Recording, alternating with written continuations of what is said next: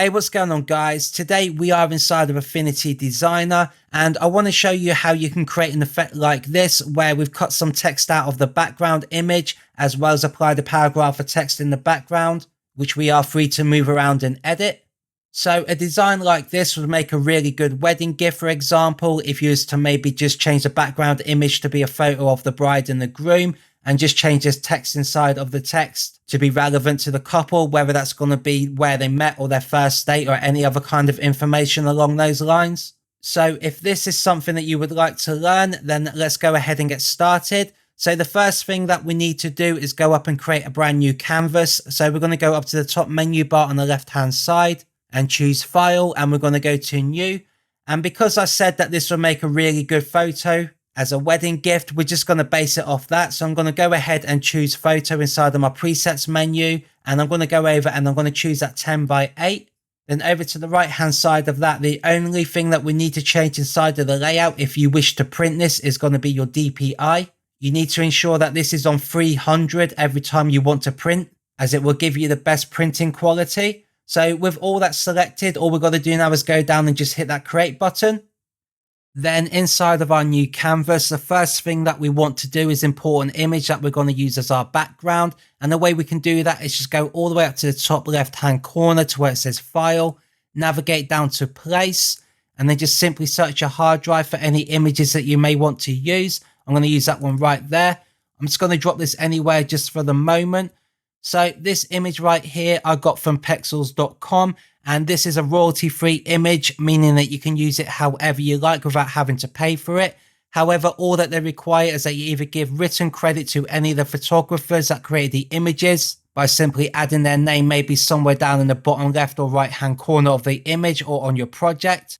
Or another way you can do that is just by simply adding a download link of where you originally got the image from, which is what you will find in my description if you guys want to go ahead and download the same image. So with that out of the way, what we want to do next is just fill this entire canvas with the image. So I'm going to go and zoom out just to make it a little bit easier when it comes to moving and framing this to where we want it. So if you hit Command or Control minus on your keyboard, that will zoom out. It's going to make it a lot easier when it comes to just resizing this and then just position that to where you want it.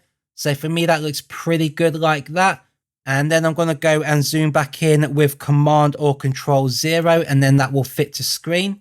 Then next, we just need to bring in the text that we're going to use with our image. So if we navigate over to the left-hand side toolbar menu and we just select that artistic text tool, go back over to the image and just draw out a rough size that you're going to be happy with, and then just simply type in anything that you would like to use. For me, I'm going to stick with the original image that I showed you, so I'm just going to go and write love story. But you are free to write anything you like inside of here. Then once you're happy with your title, just go up and select your move tool. That is going to allow us to move this into position as well as resize that to make it a lot bigger or smaller. And then just move that to where you're going to be happy with.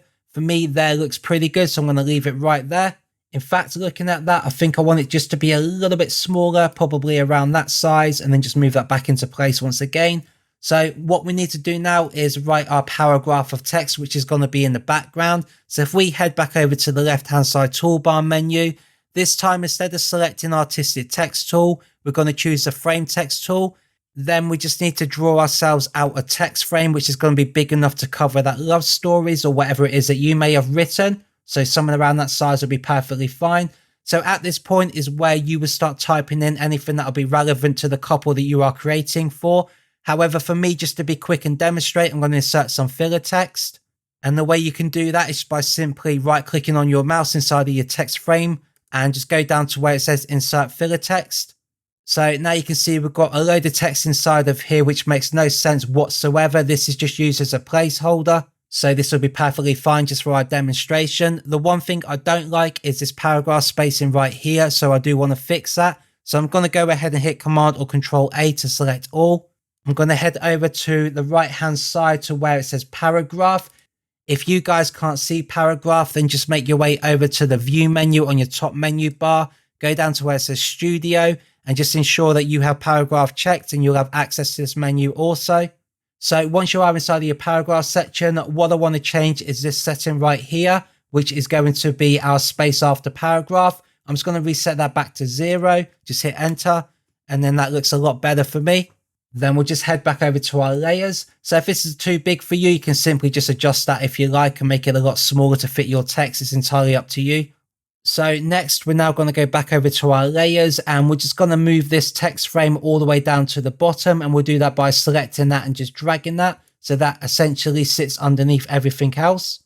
And as you can see at the moment, we can't see that at all, but that is going to change once we come to apply some of these effects.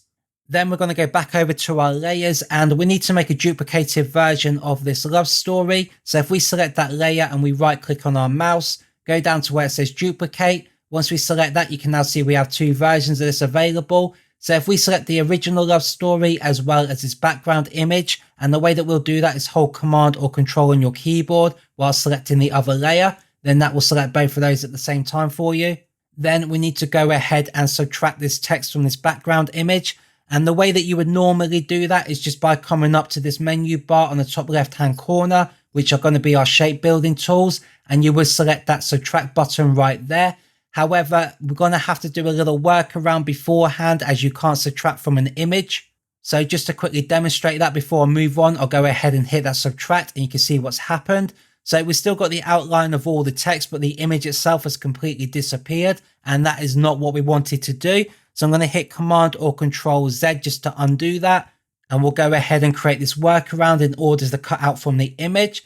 So the way this is going to work is by nesting this background image inside of another shape. So if we go over to the left hand side and we grab our rectangle, all we've got to do is just drag from one side of the canvas to the other, just ensuring we fill the entire canvas. Once you've done that, we can just drag that down either above or below the image. It doesn't matter. Then we're going to drag this image inside of this shape. And the way we'll do that is just by pulling up and slightly over to the right. You see this big blue bar appear, then just let go. This now is inside of that rectangle. So if we can turn that on and off, you can see. And what this is going to allow us to do now, it's inside this rectangle, is just be able to subtract the text from the shape.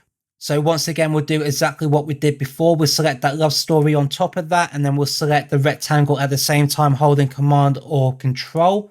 Then we'll go back up to the top menu bar again, and we'll hit that subtract button.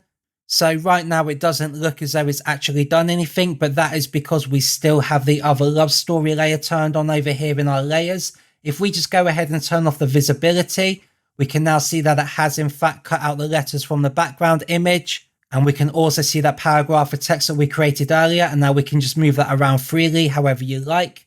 So now we've done that, what we want to do is go over and turn our love story back on once again. And we're going to make another duplicated layer of this love story. So once again, we're going to right click, we're going to go down to duplicate, and then we've got two more versions of this once again.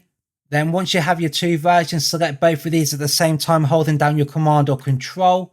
Then we're going to go up to the top menu bar and we're going to go ahead and turn this the other way around by flipping vertically. Then we're just going to go and drag this down into place to wherever you want to put it. For me, somewhere around there would be perfectly fine. And we'll come back to this in just a moment. But first of all, we want to come back to our background image because this is where we now need to kind of make it look 3D. And the way we're going to do that is go and open up our effects, which is right down here at the bottom. And inside of here, we are going to choose an outer shadow. And we're just going to change the radius and the offset to around 5 pixels on both. Just hit enter. And we'll just go ahead and close that. And now you can see we've kind of got that 3D indented look going on. Then what we're going to do next is we're going to select this bottom love story. And I'm going to change the color of that one. So we can't see that at the moment because it's sat underneath the one on top. But at the moment, that's kind of what we're going for. So once we selected that and we change the color to black, we're going to go back down to the effects menu. And we're going to put on negation or Gaussian blur, however you like to pronounce that.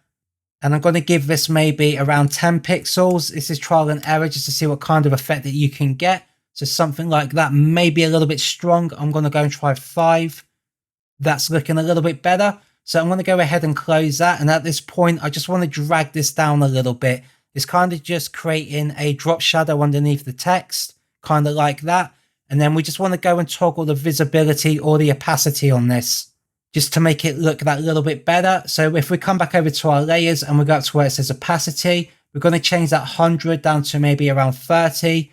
Just to fade that out a little bit, just so it's still there, but it doesn't look so bold. So somewhere like there is going to be perfect. So that layer is now finished. If we now go to the other love story, which is a layer on top of that, and we go back down to our effects. Once again, we're going to go on outer shadow, and we're going to give the same radius and offset like we did on the other one, which will be 5 pixels. Just go ahead and hit that enter button. Only this time around, we want to change the angle on this. Instead of being at 315 degrees, I want to bring that all the way down to 270. So the shadow is actually falling underneath it rather than to the right of the text. It just makes it look that more realistic. So we can close that once we are happy, and that is finished on that step for the moment. So if you find you don't generally like the way this background love story looks, you can come in and adjust that if you want to. It's entirely up to you to have a little play around with it and see what you can achieve. So going back to my original image that I showed you at the beginning, we can see their faces through this. And we'll just go back and have a quick look. So as you can see, we can kind of see through it, but it's a bit blurred in the background and the text is different and it's white. So we'll go ahead and create that effect now. So if we go back to the project, and all we got to do to put the image inside of this text as well is we've got to come back over to our layers, open up the curve that we just created, which is our image inside of our rectangle. We are going to make a duplicated copy of our image. So if we right click on that and just duplicate that, so then we end up with 2 of these. All we have to do now is just drag this outside of the rectangle and just put this underneath that frame text tool right at the bottom, as you can see. So now you can see how it's starting to come together. But what we need to do on this new background image is apply a blur to that. So if we select that layer and we go down to our effects, once again, we're going to choose that Gaussian blur, and I'm going to give that maybe 5 pixels to see what it looks like. Go ahead and hit enter. That looks pretty good to me, so I'm going to leave that the way it is. If you want a bigger blur than that, then go ahead and just change these numbers. But for now, I'm just going to move on. So with that now finished and complete, what I also want to do is just change the opacity of this, which is going to kind of give it a glass effect. So if we come up now to the opacity and we just slowly drop that down a little bit, and just so it kind of fades into the white, but then just bring it back up so we can see the image in the background, but it's kind of separating the text from the image. So somewhere around 65 is probably a good number. And now that step is complete. So once we've done that, we can go ahead and just select our frame text tool. It's going to double tap, and I'm going to Command or Control A to select all of this. Then I'm going to change the color of this text over to be white, and I'm going to change the font of this to make it look a little bit better. So I'm going to go up to the top left hand corner to my fonts. I'm going to go to recent so I can choose some that I've used before, and I'm going to go for maybe this one right there, and it's going to make that a little bit bigger with the font just so I can read it a little bit better. So maybe around that size is good, and if you need to, you can just freely move that around just to place that wherever you want it to go. And then just to make this text stand out just that little bit more, we're going to go and apply a drop shadow on that also. So if we go back to our effects and we just put the outer shadow on, we're only going to need a small number on this as the text is pretty small. So I'm going to go for maybe 1 pixel and 1 pixel and just see how that looks. And I'm quite happy with that. So I'm just going to go and move that a little bit, kind of fill up that R a little bit better than what it was. So somewhere around there. And now that step is complete. So we've also done the same thing on this text underneath in terms of being able to see the image through that. So if I go back to the original and we take a close look at these letters, you can see the image in the background, which has also got a blur. So if you want to go ahead and do the same thing, we'll go back to that original project and we're going to make another duplicated version of this background image. So right click on that, hit that duplicate button. Then this time round, we are going to nest this inside of this top love story. So just pull that up and drag that to the right to that bar strings and then let go. And now that is inside of that text. But what we're going to do, which is different now, is we're going to flip this image upside down. So it kind of looks like it's fell out of this text and it's hanging upside down. So if we make sure we selected that image and we go back up to the top menu bar and we just select that flip vertical, and that is going to change the image the other way around. And just like before, we're going to give that a blur. So back down to our effects, give that a Gaussian or a Gaussian blur. We used 5 pixels last time, so I'm just going to mirror those settings. And now we can see we've also got that blurred effect with the image. And just like before, we're going to drop that opacity just to fade that in a little bit better, just so we can kind of see it's there, but it's not too in your face. So somewhere around 41 or 40 would be perfectly fine. So I'm just going to leave it there.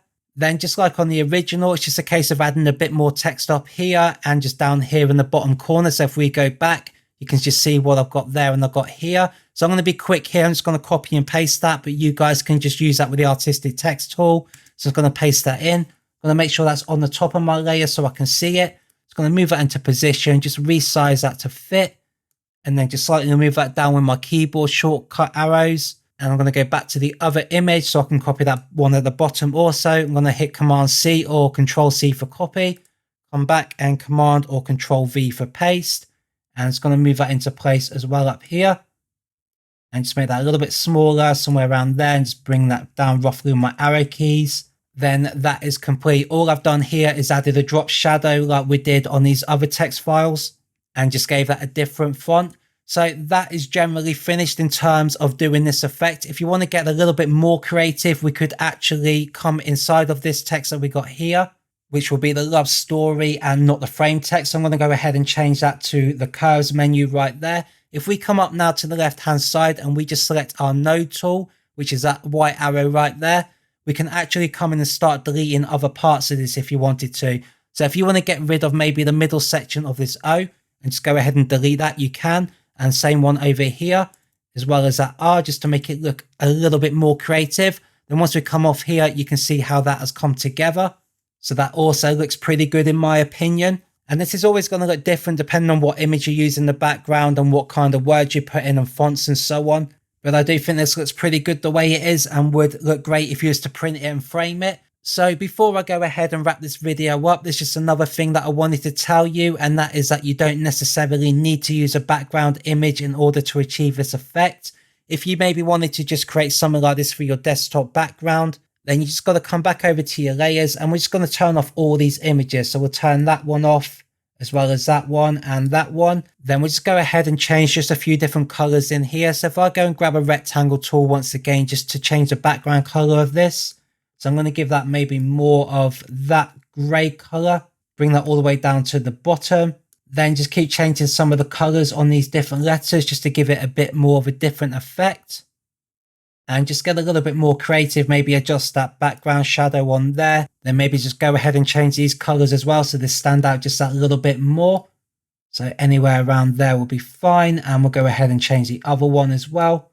And that will do as a quick demonstration. So of course this doesn't look as good as it did with the image, but the option is there if you want to create it this way. So I hope you enjoyed today's video. If you did, then please hit that like and subscribe button, as it really helps me out with the YouTube algorithm. If any of you guys are new to Affinity Designer and you're not quite sure how these tools work, then I do have a beginner crash course available on my YouTube channel, as well as a beginner course for Affinity Photo and Affinity Publisher. So feel free to go and check those out. And if you did enjoy this video and you want to see some more of my content, and just click on one of these other videos available on the screen right now. But for now, I hope you have a great day and I will see you in the next video.